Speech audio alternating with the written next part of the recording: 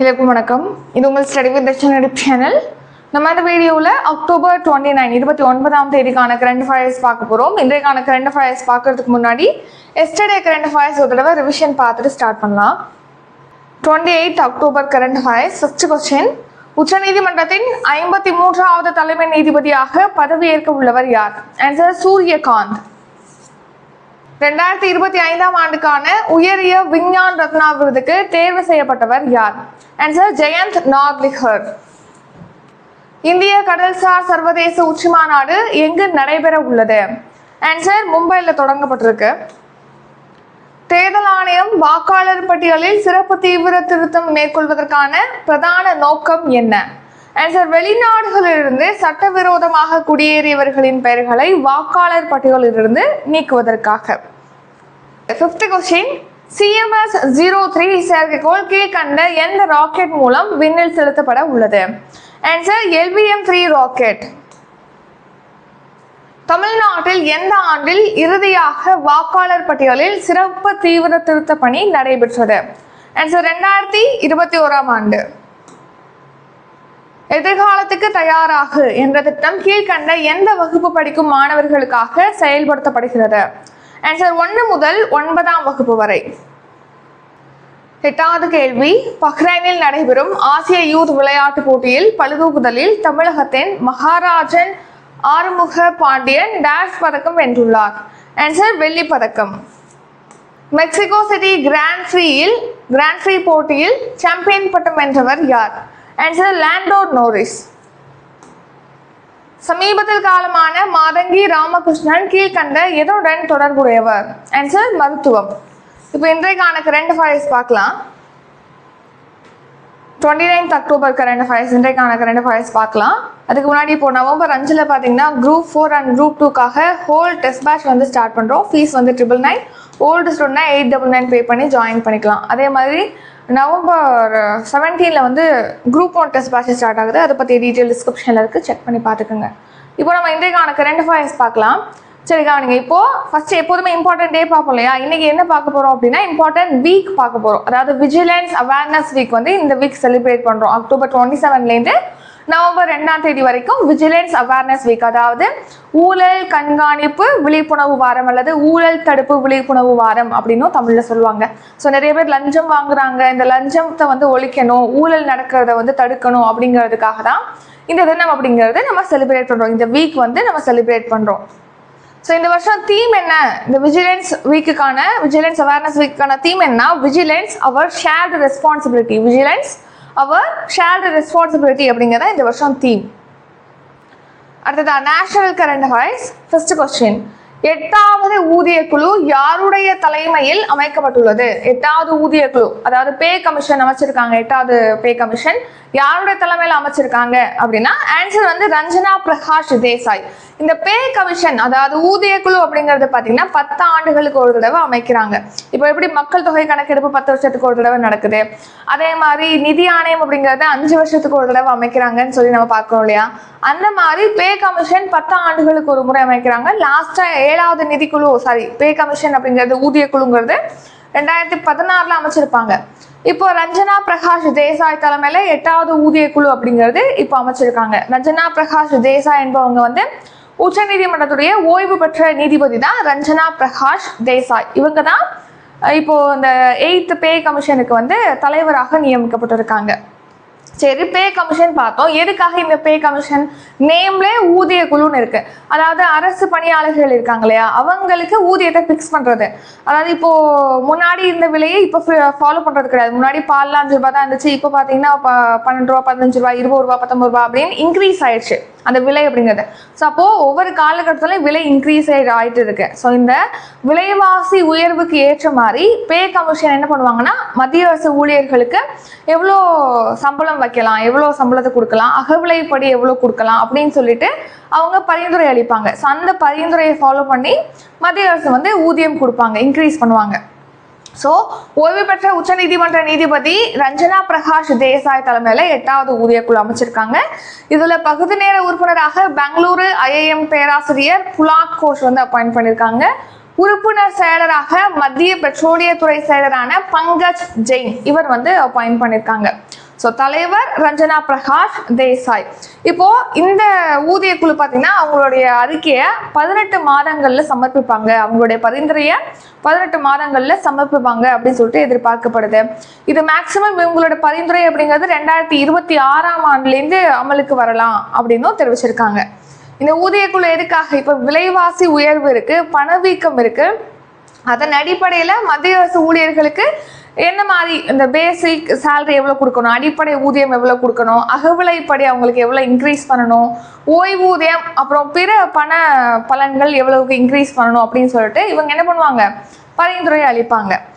So இவங்களுடைய பரிந்துரை அடிப்படையில் ஊதிய உயர்வு அப்படிங்கிறது வழங்குவாங்க. அது மட்டும் இல்லாமல் அகவிலைப்படி அப்படிங்கிறது பார்த்தீங்கன்னா 6 மாதத்துக்கு ஒரு தடவை விலைவாசி உயர்வுக்கு ஏற்ற மாதிரி மத்திய அரசு ஊழியர்களுடைய சம்பளத்தில் ஒரு குறிப்பிட்ட பர்சன்டேஜ் வந்து இன்க்ரீஸ் பண்ணி கொடுப்பாங்க. இவங்க என்ன ரெக்கமெண்ட் பண்ணுறாங்களோ அதுக்கேற்ற மாதிரி தான் இதெல்லாமே அடுத்து நடக்கும், அடுத்த 10 இயர்ஸ்க்கு நடக்கும். ஸோ இந்த பரிந்துரைகள் 2026 ஜனவரி 1லேருந்து அமல்படுத்தப்படுறதுக்கு வாய்ப்பு இருக்குது அப்படின்னு சொல்லிட்டு கருதுறாங்க. அடுத்த ரீசன் நியூஸ். ஸோ பாருங்க, இப்போ 7வது ஊதிய குழு அப்படிங்கிறது 2016 அமைச்சிருப்பாங்க. அதுக்கப்புறம் பாருங்க 7வது ஊதிய குழுவோட தலைவராக யார் இருந்தாரு அப்படின்னா அசோக் குமார் மாத்தூர். உங்களுக்கு வந்து ஊதிய குழு அமைக்கிறதுனால அதை பத்தியே கூட பொறுத்துக அப்படின்னு சொல்லி இதுக்கு முன்னாடி இந்த ஊதிய குழுவோட தலைவர்கள்லாம் கேட்கறதுக்கு அதிக சான்ஸ் இருக்கு, ஏற்கனவே கேட்டிருக்காங்க.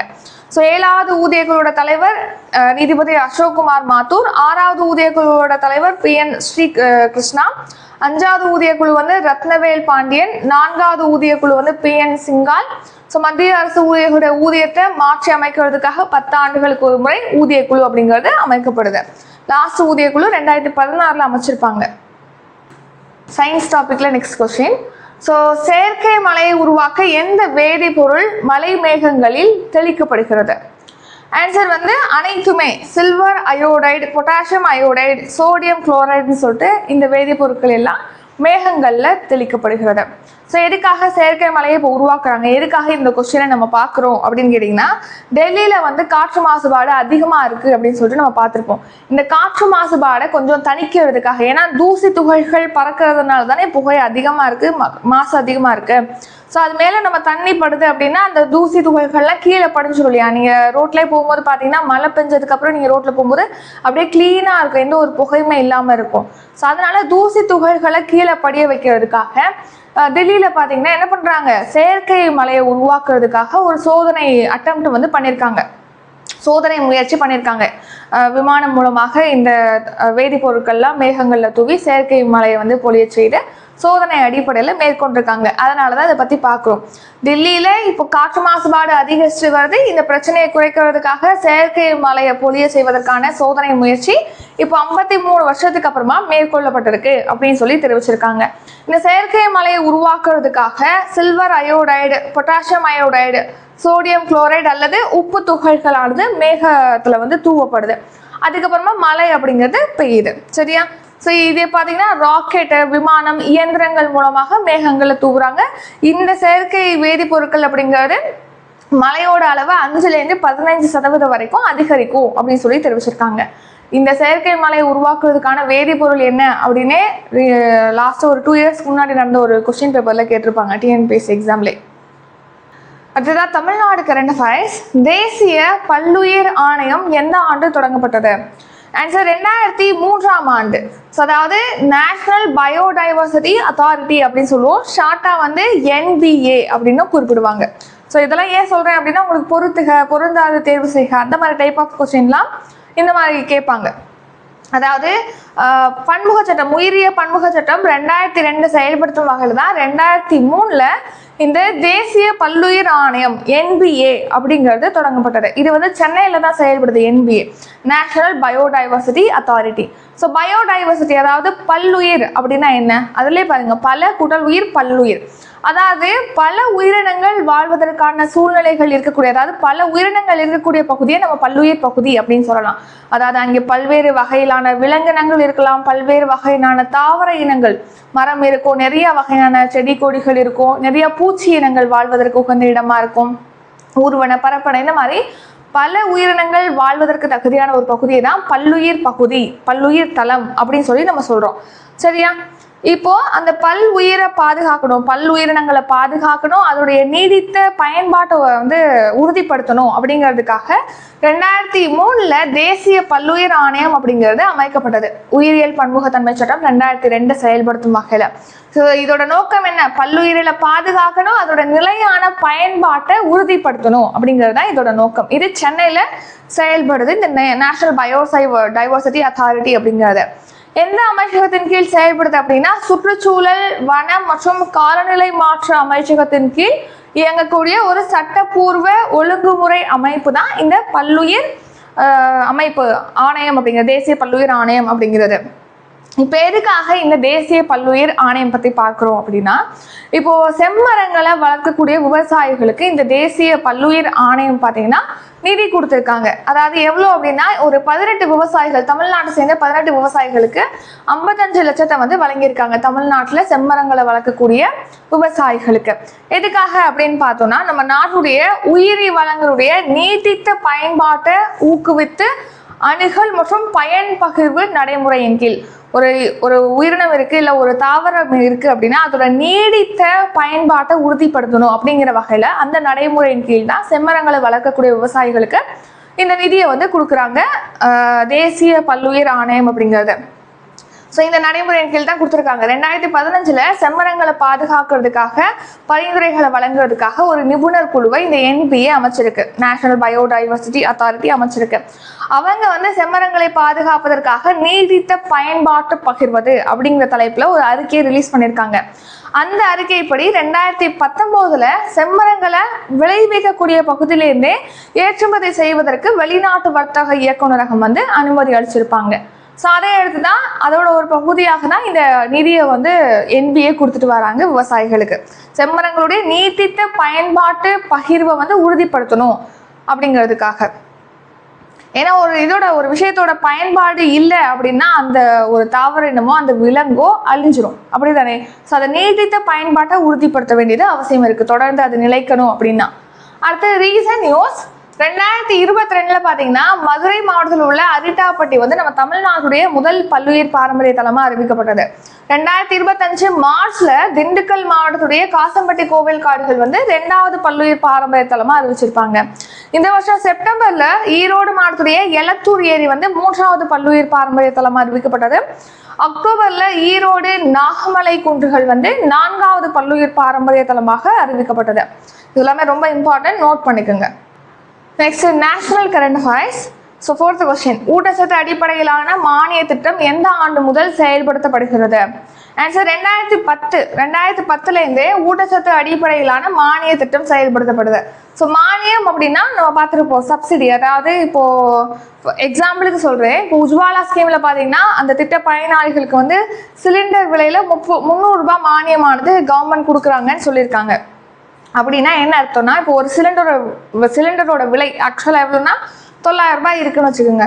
இந்த 900 ரூபாயில 300 ரூபாயை வந்து கவர்மெண்ட் கொடுத்துருவாங்க. அந்த பயனாளி 600 ரூபாய் மட்டும் பே பண்ணி சிலிண்டரை வாங்கிக்கலாம். அதான் அதோட மீனிங், சரியா? இப்போ என்ன சப்சிடி அப்படின்னாலே அதை நம்ம செலுத்த தேவையில்லை, கவர்மெண்டே கொடுத்துருவாங்க. ரிமைனிங் உள்ள அமௌண்ட்டை மட்டும் நம்ம பே பண்ணி வாங்கிக்கலாம் அப்படிங்கிறது தான் அர்த்தம் சப்சிடி அப்படின்னா.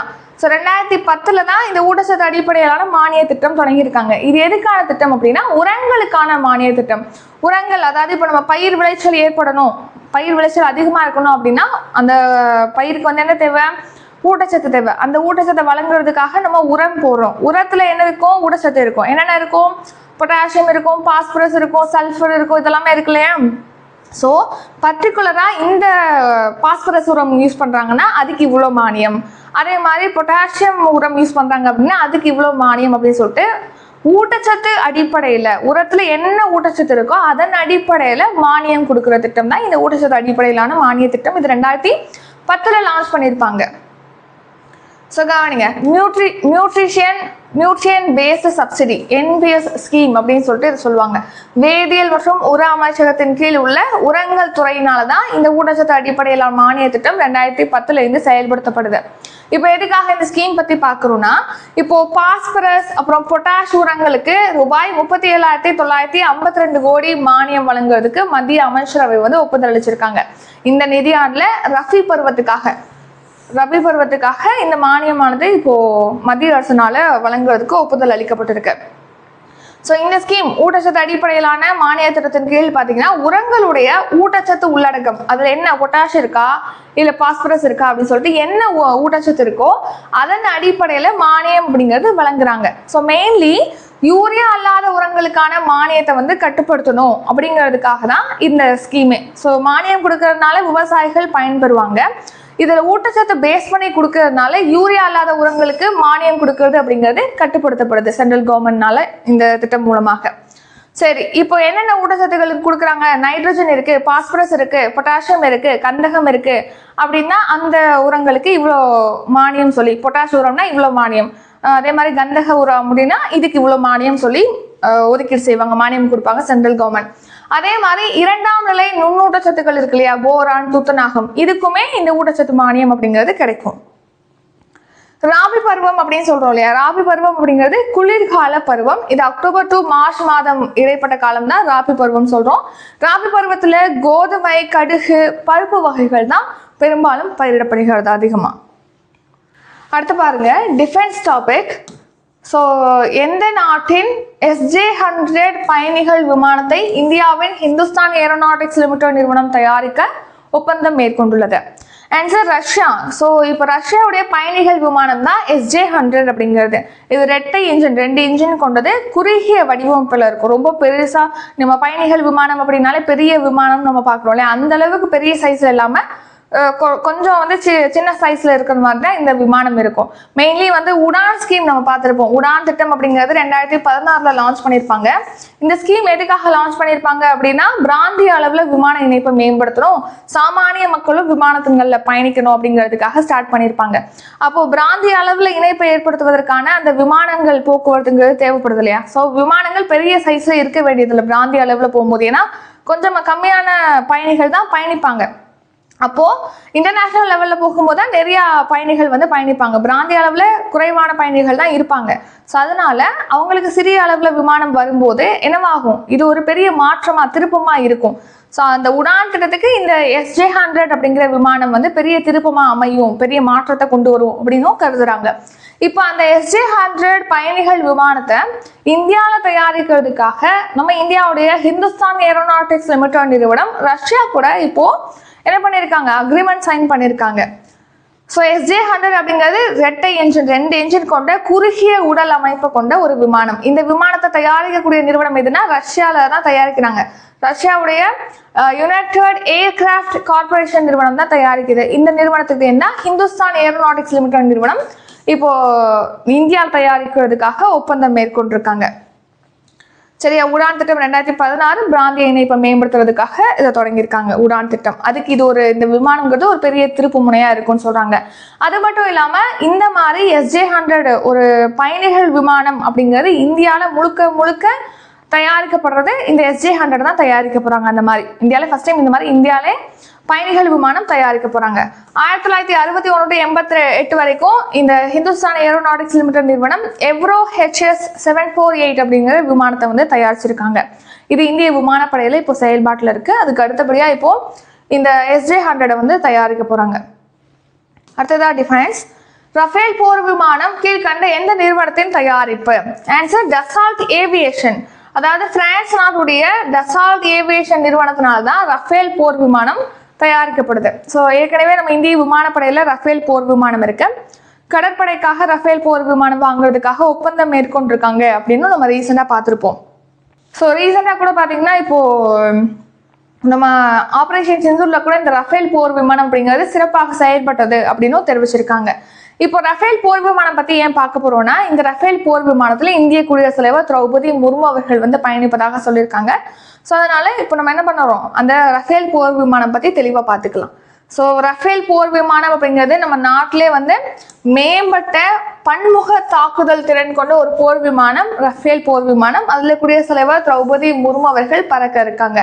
இதை தயாரிக்கக்கூடிய நிறுவனம் டசால்ட் ஏவியேஷன் நிறுவனம். இது இந்திய விமானப்படையில எப்போ இணைச்சாங்கன்னா 2020 செப்டம்பர்ல 36 விமானங்கள் இப்போ செயல்பாட்டில் இருக்கு. இன்னும் 114 விமானங்கள் நமக்கு தேவைப்படுது, ஸோ அதை வாங்கணும் அப்படின்னு முடிவு பண்ணியிருக்காங்க.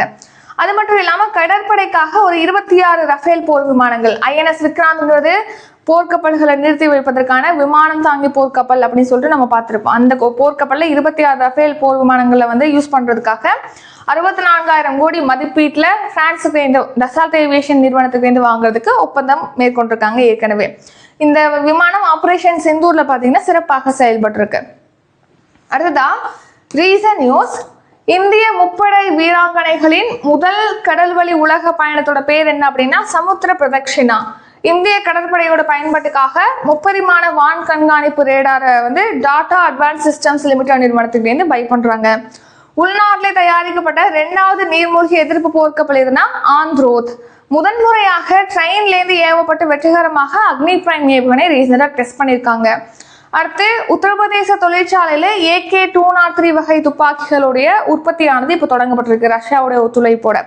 அடுத்து இந்திய விமானப்படைக்கு 97 தேஜஸ் MK-1A போர் விமானங்களை வந்து ஹிந்துஸ்தான் ஏரோநாட்டிக்ஸ் லிமிடெட் நிறுவனத்துக்கு பை பண்றாங்க. அடுத்து நேஷனல் கரண்ட் அஃபேர்ஸ். ஸோ பாருங்க, ஷோம்பென்ஸ் பழங்குடியினர் கீழ்கண்ட எந்த பகுதியில் காணப்படுகின்றனர்? ஆன்சர் கிரேட்டர் நிக்கோபர் தீவு. ஸோ கிரேட்டர் நிக்கோபர் தீவு பகுதியில் தான் ஷோம்பென்ஸ் பழங்குடியினர் காணப்படுறாங்க. எதுக்காக இந்த ஷோம்பென்ஸ் பழங்குடியினர் பற்றி பார்க்குறோன்னா, அந்தமான் நிக்கோபர் நம்மளுடைய யூனியன் டெரிட்டரி இருக்கு இல்லையா, அதில் உள்ள ஒரு தீவு தான் இந்த கிரேட்டர் நிக்கோபர் தீவு அப்படின்னு சொல்லிட்டு. இந்த கிரேட்டர் நிக்கோபர் தீவுல தான் இந்த ஷோம்பென்ஸ் பழங்குடியினர் இருக்காங்க. ஏன் இதை பற்றி பார்க்குறோன்னா, இந்த கிரேட்டர் நிக்கோபர் தீவுடைய உள்கட்டமைப்பை மேம்படுத்துறதுக்காக உள்கட்டமைப்பு திட்டமானது கிரேட்டர் நிக்கோபர் உள்கட்டமைப்பு திட்டம் அப்படிங்கிறது செயல்படுத்துறாங்க. ஸோ அதன்படி அங்கே துறைமுகம் கொண்டு வர போறாங்க. அதுக்கடுத்து பார்த்தீங்கன்னா சர்வதேச விமான நிலையம் கொண்டு வர போறாங்க. ஒரு சின்ன ஒரு நகர் பகுதியை உருவாக்க போறாங்க. 160 கிலோமீட்டருக்கு அதிகமான பரப்பளவு கொண்ட மின் உற்பத்தி நிலையமும் அங்கே அமைக்க போறாங்க.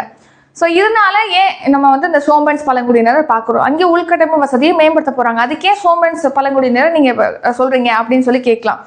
இந்த உள்கட்டமைப்பு பணிகளை மேற்கொள்றதுனால அங்கே பூர்வக்குடி மக்கள், அங்கே ஷோம்பென்ஸ் பழங்குடியினர் இருக்காங்க. நெக்ஸ்ட் பார்த்தீங்கன்னா நிக்கோபார்ஸ் பழங்குடியின மக்கள் வந்து இருக்காங்க. ஸோ அங்கே காலகாலமாக இருக்கக்கூடிய பூர்வக்குடி மக்கள் அப்படிங்கிறது புலம்பெயர வேண்டியது இருக்கும். ஏன்னா குறிப்பிட்ட பகுதி அவங்க வாழக்கூடிய பகுதியிலையுமே இந்த திட்டம் வந்து இம்ப்ளிமெண்ட் பண்ணுறாங்க. ஏன்னா விமான நிலையம் அமைக்கணும், நிறைய இடம் தேவைப்படும் இல்லையா. ஸோ அந்த இடமும் எடுத்துக்கிட்டு அவங்களுக்கு வேற ஒரு இடத்த கொடுத்து அவங்க வேற ஒரு இடத்துக்கு புலம்பெயர மாதிரி இருக்கும்.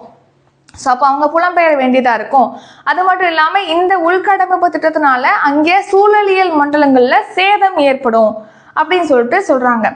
அதே டைமில் இது அமைக்கிறதுனால நம்மளுடைய கடல்சார் எக்கனாமி அப்படிங்கிறது இம்ப்ரூவ் ஆகும். கடல்சார் வர்த்தகம் அப்படிங்கிறது கிரேட்டர் நிக்கோபர் திட்டம் மூலமாக வளர்ச்சி அடையும் அப்படின்னும் சொல்கிறாங்க. சரி, அதனால தான் இந்த பழங்குடியினர் பற்றி பார்க்குறோம். இந்த கிரேட்டர் நிக்கோபர் தீவில் சுமார் 130 சதுர கிலோமீட்டர் பரப்பளவிலான பழமையான காடுல இந்த நிக்கோபார்ஸ் ஷோம்பென்ஸ் அப்படிங்கிற பழங்குடியின மக்கள் வந்து வாழ்றாங்க. இப்போ அந்த அந்தமான் நிக்கோபருடைய கிரேட்டர் தீவு பகுதியில், நிக்கோபர் தீவு பகுதியில் 72,000 கோடி மதிப்பீட்டில் உள்கட்டமைப்பு திட்டமானது மேற்கொள்றாங்க. அடுத்ததால் ஸ்போர்ட்ஸ் கரண்ட் அஃபேர்ஸ். செர்பியாவில் நடைபெற்ற 23 வயதுக்குட்பட்டோருக்கான உலக மல்யுத்த சாம்பியன்ஷிப்பில் இந்தியாவின் சுஜித் கல்கல் டேஷ் பதக்கம் வென்றுள்ளார். ஆன்சர் தங்கப்பதக்கம். ஸோ செர்பியாவில் 23 வயதுக்குட்பட்டோருக்கான மல்யுத்த சாம்பியன்ஷிப் போட்டி, ரெஸ்லிங் போட்டிங்கிறது நடந்துட்டு வருது. அதில் பார்த்தீங்கன்னா இந்திய வீரர் சுஜித் கல்கல் வந்து கோல்டு மெடல் வந்து வின் பண்ணியிருக்காரு. இவர் தான் இந்த சுஜித் கல்கல்.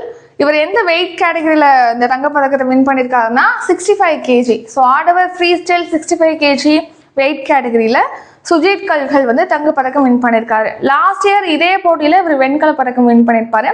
அதுக்கு முன்னாடி 2022 தங்கப்பதக்கம் வின் பண்ணியிருப்பாரு. இந்த வருஷமும் அவர் தங்கப்பதக்கம் வின் பண்ணியிருக்காரு. அடுத்ததான் ஷார்ட் நியூஸ். இந்தியாவில் மிகவும் புகழ்பெற்ற கால்நடை சந்தை கண்காட்சியாக ராஜஸ்தானுடைய புஷ்கர் கால்நடை கண்காட்சி இருக்கு. அடுத்து OpenAI நிறுவனத்தினால உருவாக்கப்பட்டதா ChatGPT அப்படிங்கிறது. இந்த ChatGPTல பார்த்தீங்கன்னா பெய்ட் பண்ணுறவங்களுக்கு மட்டும் ChatGPT Go அப்படிங்கிற சந்தா சேவை வழங்குறாங்க.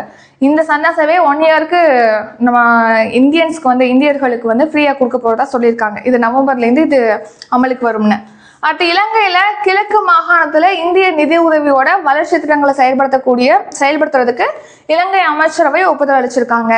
சிறப்பு தீவிர திருத்தத்துக்காக தமிழக வாக்காளர் பட்டியலை இப்போ நிறுத்திருக்காங்க. அந்த புதுசா வந்து வாக்காளர்கள் சேர்த்துட்டு வர்றது, அதில் திருத்தம் மேற்கொள்றதெல்லாம் இருக்கு இல்லையா, அதை ஸ்டாப் பண்ணிருக்காங்க அந்த திருத்த பணி மேற்கொள்றதுக்காக. ஸோ அதன்படி இப்போ தமிழகத்துல மொத்தமா எவ்வளவு வாக்காளர்கள் இருக்காங்கன்னா 6.41 கோடி வாக்காளர்கள் இருப்பதா சொல்லியிருக்காங்க. அடுத்து வங்கக்கடல்ல உருவான மோந்தா புயல் இருக்கு இல்லையா, அது இப்போ ஆந்திரால மச்சிலிப்பட்டினம் அப்புறம் கலிங்கப்பட்டினம் இடையே காக்கிநாடா பக்கத்துல கரையை கடந்திருக்கு அப்படின்னு தெரிவிச்சிருக்காங்க. நெக்ஸ்ட் இன்றைக்கான கரண்ட் அஃபேர்ஸ் ரிவிஷன் பார்க்கலாம். அதுக்கு முன்னாடி நம்ம சேனல்ல November 5 whole test batch start ஆகுது. நவம்பர் 9 வந்து கரண்ட் அஃபேர்ஸ் சப்ஸ்கிரிப்ஷன் ஸ்டார்ட் ஆகுது. November 17 group 1 test batch start ஆகுது. இதை பற்றிய டீட்டெயிலாக டிஸ்கிரிப்ஷனில் இருக்குது, செக் பண்ணி பார்த்துக்கோங்க. இப்போ நம்ம 29 அக்டோபர் கரண்ட் அஃபேர்ஸ் பார்க்கலாம். ரிவிஷன். 8வது ஊதிய குழு யாருடைய தலைமையில் அமைக்கப்பட்டுள்ளது? ஆன்சர் ரஞ்சனா பிரகாஷ் தேசாய். செயற்கை மலையை உருவாக்க எந்த வேதிப்பொருள் மலை மேகங்களில் தெளிக்கப்படுகிறது? ஆன்சர் அனைத்தும். Silver iodide, potassium iodide, sodium chloride. தேசிய பல்லுயிர் ஆணையம் எந்த ஆண்டு தொடங்கப்பட்டது? ஆன்சர் 2003ஆம் ஆண்டு. ஊட்டச்சத்து அடிப்படையிலான மானிய திட்டம் எந்த ஆண்டு முதல் செயல்படுத்தப்படுகிறது? ஆன்சர் 2010ஆம் ஆண்டு முதல். எந்த நாட்டின் SJ-100 பயணிகள் விமானத்தை இந்தியாவின் ஹிந்துஸ்தான் ஏரோநாட்டிக்ஸ் லிமிடெட் நிறுவனம் தயாரிக்க ஒப்பந்தம் மேற்கொண்டுள்ளது? Answer Russia. ரஃபேல் போர் விமானம் கீழ்கண்ட எந்த நிறுவனத்தின் தயாரிப்பு? Answer Dassault aviation. ஷோம்பென்ஸ் பழங்குடியினர் கீழ்கண்ட எந்த பகுதியில் காணப்படுகின்றனர்? ஆன்சர் கிரேட்டர் நிக்கோபர் தீவு. செர்பியாவில் நடைபெற்ற 23 வயதுக்குட்பட்டோருக்கான உலக மல்யுத்த சாம்பியன்ஷிப்பில் இந்தியாவின் சுஜித் கல்கல் டேஷ் பதக்கம் வென்றுள்ளார்? ஆன்சர் தங்கப்பதக்கம். இதுடன் இன்றைக்கான கரண்ட் அஃபேர்ஸ் வீடியோ நிறைவடைகிறது. இந்த வீடியோ உங்களுக்கு பிடிச்சிருந்தா லைக் பண்ணுங்க, ஷேர் பண்ணுங்க. நம்ம சேனலை நீங்க இன்னும் சப்ஸ்கிரைப் பண்ணலன்னா மறக்காம சப்ஸ்கிரைப் பண்ணிக்கோங்க. நன்றி, வணக்கம்.